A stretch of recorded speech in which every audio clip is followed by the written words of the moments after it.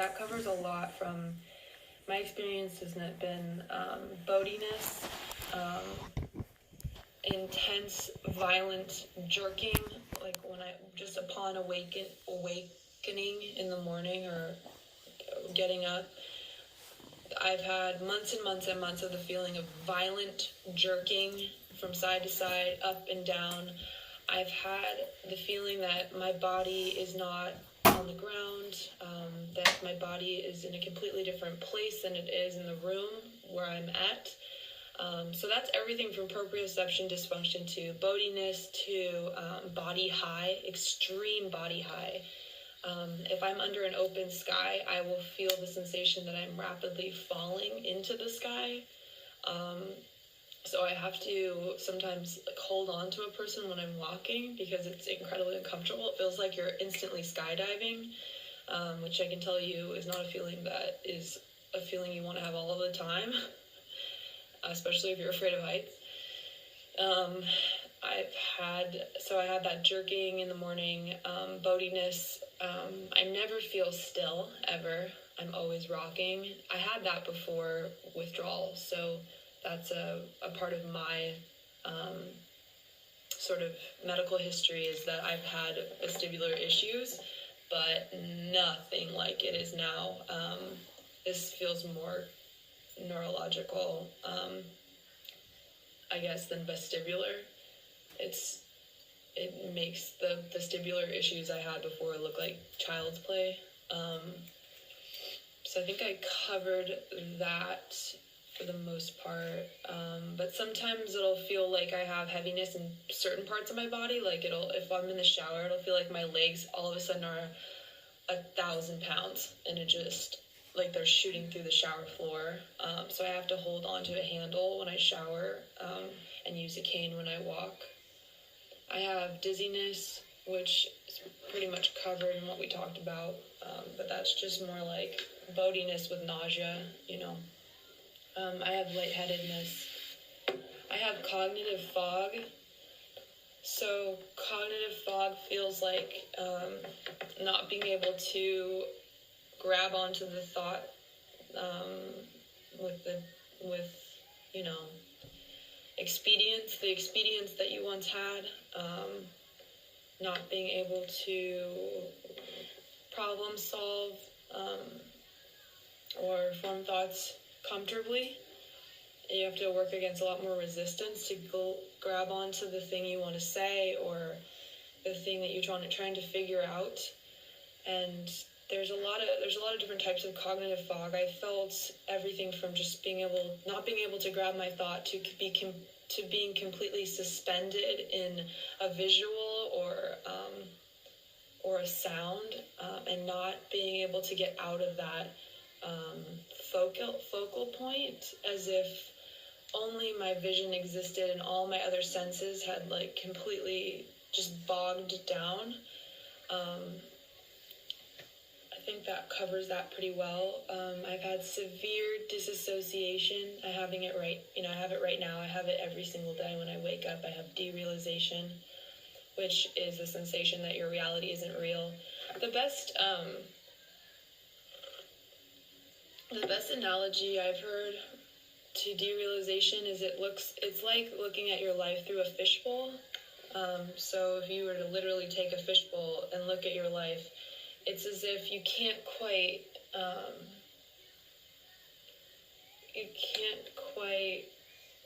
connect with anything you're experiencing.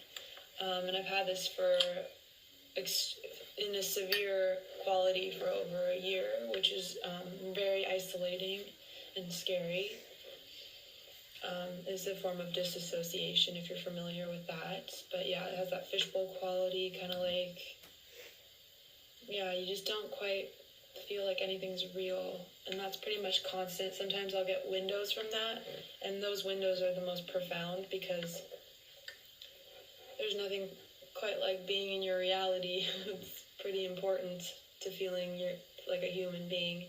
I've had depersonalization, which is the feeling of leaving my body, which is one of the more painful sensations. Happens a lot when I'm in fluorescent lighting and public areas, just in the house. The next one is voices. So the way I'm going to explain this, again, like, people have victim blamed and said all sorts of horrible things, and said that you probably could have had schizophrenia. I think if I had schizophrenia, I probably wouldn't have this much insight to my own discomfort. I think I'd probably be a little bit more confused and buying into the voices or buying into the hallucinations. I'll go into those hallucinations in a second. It's not what you think. It's not like seeing people that aren't there. It's nothing like that. But the voices I was hearing were they weren't like, that I just guarantee it would be like nothing like somebody who had schizophrenia. It usually happens right as I'm about to go to sleep.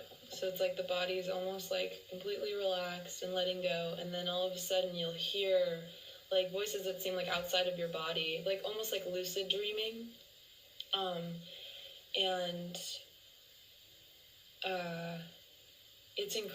It's incredible. It almost feels like hallucinogenic kind of quality to it. It's very strange. And then once you're asleep, they're gone. But they were very vivid for a while and very profound and scary. That has, now that I think about it, has mainly gone away. And is a common side effect of benzo withdrawal. So please refrain from making generalizations about my mental health state regarding that. So visual hallucination. So I can't speak for other people, but I don't see things that aren't there. I see what's there and it's being distorted. So it feels like the walls are moving, kind of like what I've heard people talk about when taking hallucinogenics. It feels like the walls are moving or kind of breathing. The floor is moving, patterns are undulating. It's incredibly uncomfortable. Sometimes it was as bad as feeling like the glass in the shower was rushing toward my face rapidly, to the point where I would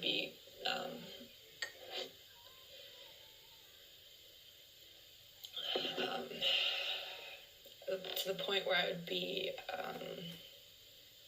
like twitching and almost like not screaming, but like just have this sensation of being really scared all at once, just an overwhelming sensation that happened for months and months and months, and that has calmed down quite a bit. I still have hallucinations in terms of my environment, but nothing too bad. Not as bad as it was, surely, but still available. So the next is body pain. Sometimes I'll have shooting pain in my, often in my toes, which is weird, just shooting pain in like one of my toes. Like, it's the most pain you could feel in an instant, and then it'll be done, which is really crazy. Or sometimes I'll have it like in my neck or parts of my back and my fingers and hands, but usually it's in my feet. And it's really shooting and sudden, and then it'll go away. I know people who have it for long, long stretches of time, endless shooting nerve pain.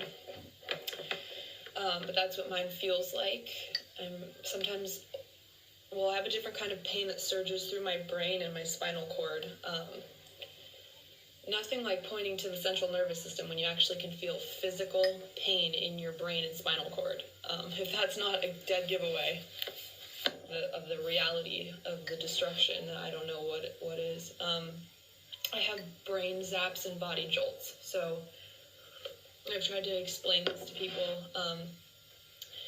Mine feel like, and they feel different for different people, but for me, when I jolt, like it's like that. Sometimes it's more intense. Sometimes my limbs will literally fly up with the jolt, and it feels like it's when too much sensory information is going in. So the symptoms are completely dictated by sensory information. So if I'm in a car on the freeway or in a public area, or there's somebody put this loud music on, or there's a bunch of people talking, for some reason the thing that I'm most sensitive to is sound, and then this it's a close second is a visual. So a lot of the times when I'm in the car, I will get brain zaps or body jolts, and it's just that too much sensory information has occurred and the body can no longer withstand the discomfort, and so it will release a jolting sensation. Now, if you get these and it feels differently for you, please explain that. I'd love to hear, your take on that side effect. It's pretty constant now. It was much worse before. I can finally watch a television with my family for the most part and not have too many brain zaps, but there was a while there where I couldn't really watch for more than 10 minutes of television without having to leave public TV areas. So, I don't know if you can see that I'm pausing to take sips of tea, but the next side effect is nausea. I have pretty much constant nausea, particularly when I'm talking, when I exercise, when I'm experiencing a lot of sensory information, and just doing housework, pretty much when I'm doing anything except for sleeping, when most of this stuff goes away. Except for there's elements to your sleeping life that are affected by this as well. But I have pretty much constant nausea. It can range from subtle to extreme, and I've thrown up because of it before. So I produce excessive spit because of nausea, because that's what the body does as a defense. I don't know if it's a defense mechanism against nausea. I don't know exactly what the biological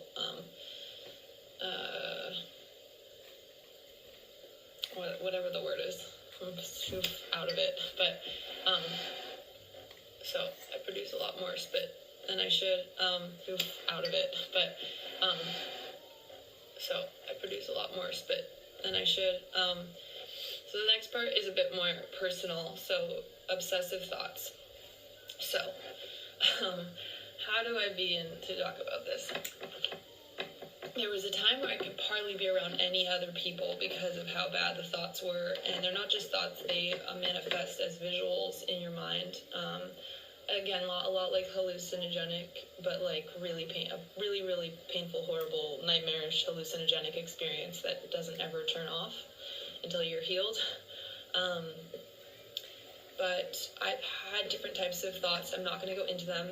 It's way too personal, and I don't want to give away that information, but you can just imagine the most uncomfortable, taboo, completely dehumanizing thoughts that you could possibly have, and visuals that you could possibly have that would make you not want to be around any other people, and absolutely are not characteristic of my personality, of my experience in my life as a pacifist, as a human being, as an activist, and that's why I'm not going to share any of them with you, apart from saying that none of these thoughts are characteristic of my soul or my personality, and make me feel incredibly isolated. I've had intrusive thoughts, which I guess I'll chalk that up to feeling like you have urges of doing things and behaviors that are nothing you would ever choose for yourself. It's completely side effect driven and based and horrific, embarrassing, and makes you not want to be around people.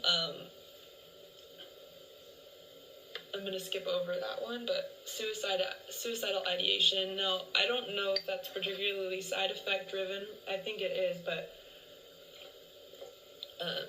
as you can imagine, having this many side effects, you start to question your mortality, because it's very hard to wake up every day and not be in your reality, being isolated, not being able to socialize, make new friends, drive a car, have your whole social community questioning your illness, making snap judgments about your understanding of your own body. So it lends itself to questioning mortality. That's very common, and it's something that should be talked about openly, especially with a support group, with no judgment or Yeah, just zero judgment. It's very common to question your mortality when you're in such holistic pain. So depression, again, that goes along with suicidal ideation. It's very common to feel depressed when you have so much of your accessibility removed from you.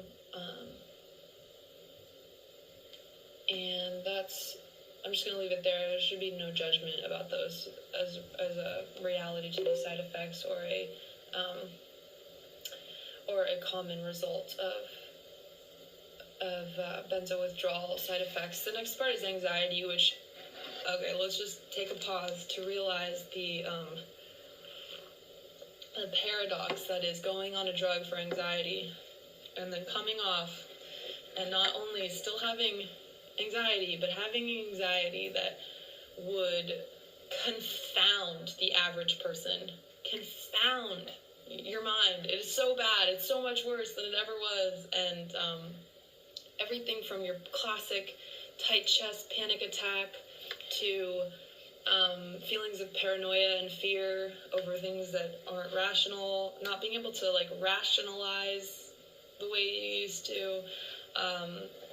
The irony of that is just absurd to me, that you go on a drug that completely fucks you up, and you're still left with the original problem. That's paradoxical. The next part is rage. So this is a big one that I think will be helpful for family members, is that your emotional body is completely corrupted in benzo withdrawal. So you will feel sensations, you often can feel sensations of rage, extreme sadness, paranoia, fear, and you are not, it's almost impossible sometimes to get self-awareness about it. Meditation and self-awareness practice does help a little bit, but you have to realize it's a part of the illness and give yourself as much permission to explore that feeling and move through it as best you can toward healing. When I have rage now, I know that it's a side effect, and I try to nurture it as much as possible. The next one is feelings of bugs crawling on me. That feeling is gone. I don't have that anymore, but there were nights and nights and nights that I just almost seized up in bed, just the feeling of bugs crawling all over my body. It's pretty horrific and scary. I've had the feeling of pee running down my leg. That's a relatively benign side effect. It's just interesting, I guess. It's kind of weird feeling like warm water is traveling down your leg, but that's gone now. Flashes of light. I actually had flashes of light in my vision before benzo withdrawal. It's something that is associated with anxiety. And it can be contributed. It can have other things that can contribute to it, but benzo withdrawal has made it far worse than it ever was.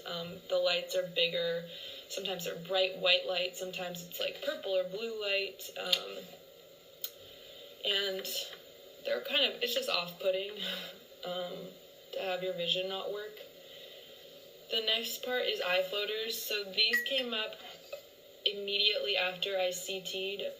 I pretty much CT'd off of a benzo. I came off within like a week or two. I mean, it was pretty much a cold turkey, not knowing that you need to do a thoughtful liquid micro taper off of benzo, and having been given no warning to do that type of taper. And immediately when I came off the benzo, I as if from nowhere appeared these thick black eye floaters. And I'm sure you see them sometimes when you look into the sky, or you look against like a white surface, and you move your eyes back and forth, and you'll see those floaters in your eyes.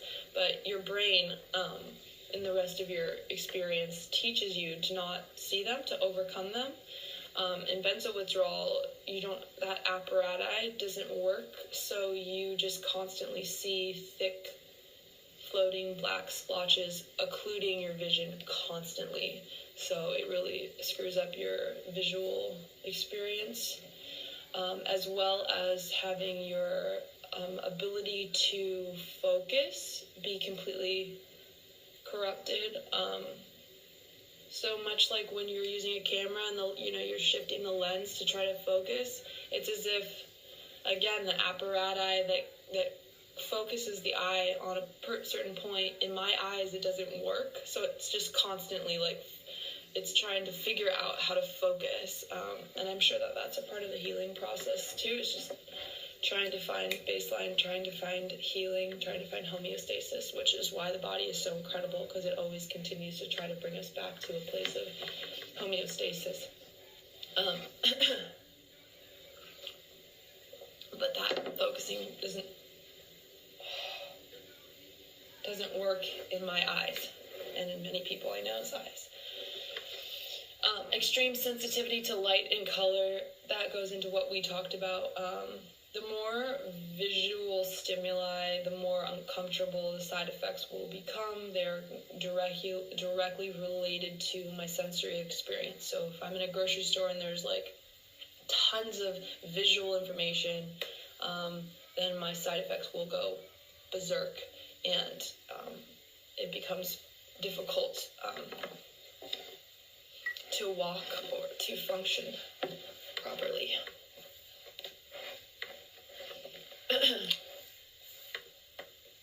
Extreme sensitivity to sound and echoey buildings, and I also have sensitivity to silence as well. Who knows why? The brain is a weird thing. When benzo withdrawal is a very strange reality. And the thing that's the most painful is hearing people talking, which, just try to put that into your imagination for a second, that people talking to each other is the most painful sound you can hear.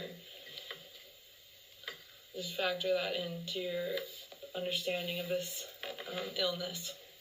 But any sound, overwhelming sound, loud music, the sound of the cars going by on the freeway, sound of being in a Walmart and hearing people talking, and the visuals of the aisles, and what's interesting is that my brain will sometimes cap off on pain. So if I'm on a boat, for example, like sometimes my family rents out a boat and I'll go out with them, and the sound of the motor is excruciating, and it's be excruciating for maybe an hour, and then my brain will cap off on the pain, like as if it can't experience any more pain, so it just kind of like lets me go a little bit. And I think other people can kind of identify with that who are going through this, that the pain sometimes caps off. So sometimes you can make yourself do really painful things and get away with it, and then have a nice day for a couple hours. But it's very difficult. It's like, here, climb Everest, and then we can have a couple hours to hang out and have a good time. So you have to weigh the days you want to put up with that type of pain for other people and for yourself, I guess. I had sound repeating over and over and over. Okay, so this symptom went away, but there were at least like 3 or 4 months where if someone yelled something out like, "Hey, what are you doing over there?" my brain would take the sound in and would repeat it over and over. "Hey, what are you doing over there? Hey, what are you doing over there?" And it would just repeat it on loop, like it was a broken record in my head, and it was so painful. It made it so hard to be around people, and it was just something I felt like I could never describe to another person. It was just like haunting. It was haunting, like being haunted by sound. And again, this goes the same with like intrusive imagery. So just having an image loop over and over in your head of like taboo things, or just demonic things, or things that are like incredibly uncomfortable. That for the most part for me has gone away.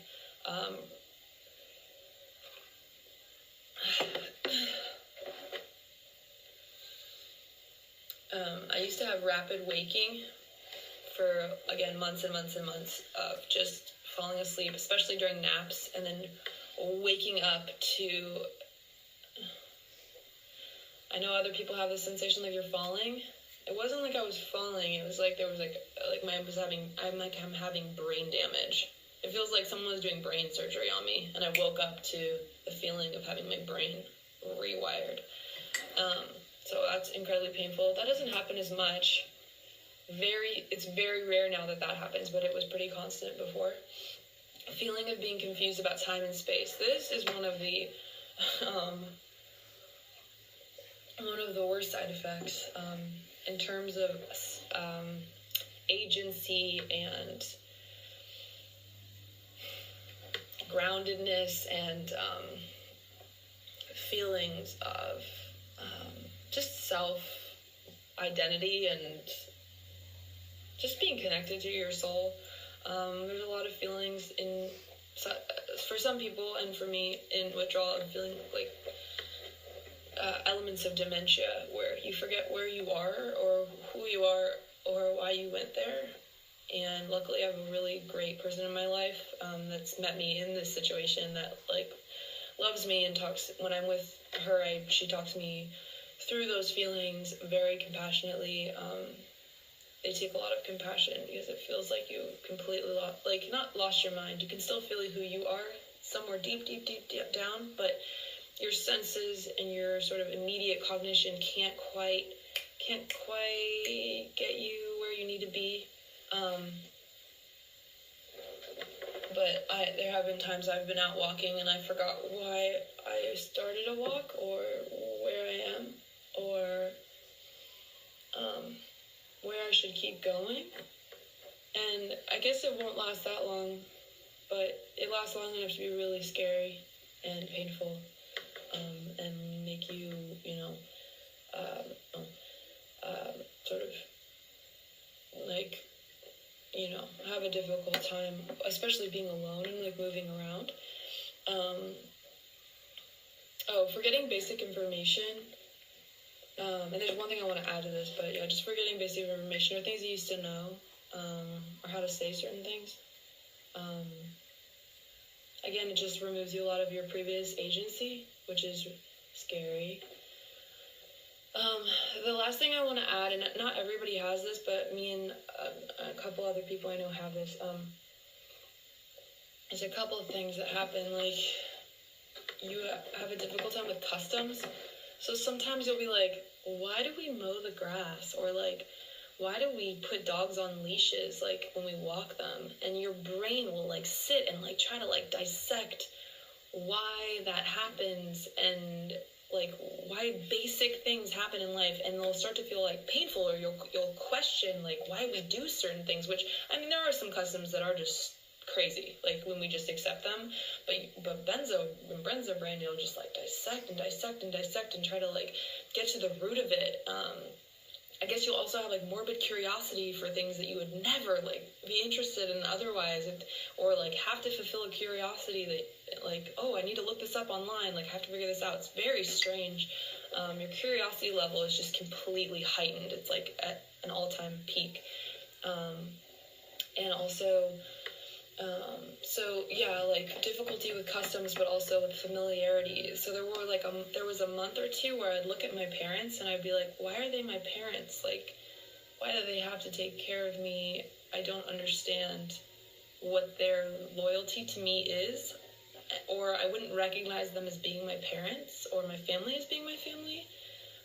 That was incredibly uncomfortable and scary. Luckily, that's mainly gone, but I still, derealization makes you just feel completely disconnected from yourself and other people and your reality. So I guess that part of that symptom of being disassociated comes with these other very complicated feelings. I put my accessibility, so again, I have difficulty making eye contact. It's very hard. It feels very intrusive to me. Or like I'm intruding upon someone. Sometimes I have difficulty with closeness, but that's mainly gone away, back to normal. So I can't look into a mirror at night. So someone asked me about this on YouTube, on my channel. I can't look into a mirror at night without distortion of my face in my peripheral vision. So if I'm brushing my teeth and I'm looking at my teeth, I will start to see my face become demonic, my whole body become demonic.